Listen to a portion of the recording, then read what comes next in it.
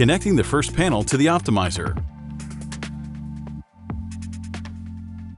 The next step is to connect the panel to the optimizer. We recommend that the installation is carried out by 3 people. 2 persons simultaneously tilt the panel aside while preventing it from slipping. The third person connects the conductors. The optimizer has 2 types of conductors. The shorter ones are used to connect to the panel. The longer ones interconnect the optimizers. It is necessary to connect both shorter conductors, plus and minus, to the panel. The type of connectors used in the conductors forces their correct connection. The final step is to fasten the conductors to the brackets using zip ties and to tension them so that they do not lie loose in contact with the roof membrane. Next, hook up the connectors routed along the support profiles to the profile using dedicated clips. This is a universal principle that we apply throughout the whole cabling process.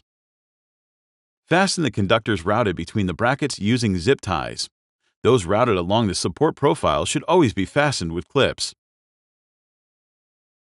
Once the panel has been correctly connected to the optimizer, you are left with 2 free conductors, which are used to interconnect the optimizers. Wind up the first outermost conductor in a figure of 8 and fasten it under the support profile with a clip.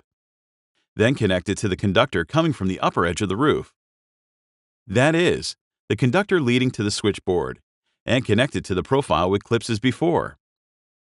Route the second conductor downwards towards the lower optimizer. Fasten it with clips to the support profiles as you did before.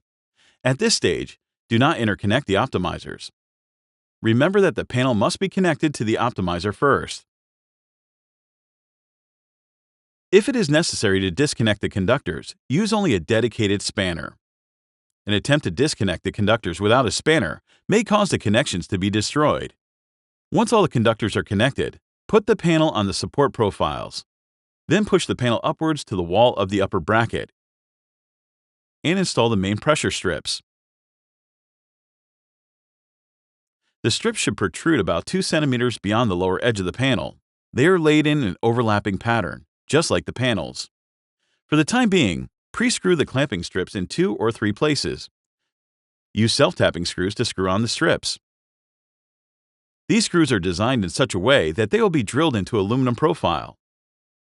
Note, always screw in the self-tapping screws with a low torque, as using a high torque may result in a faulty connection of elements.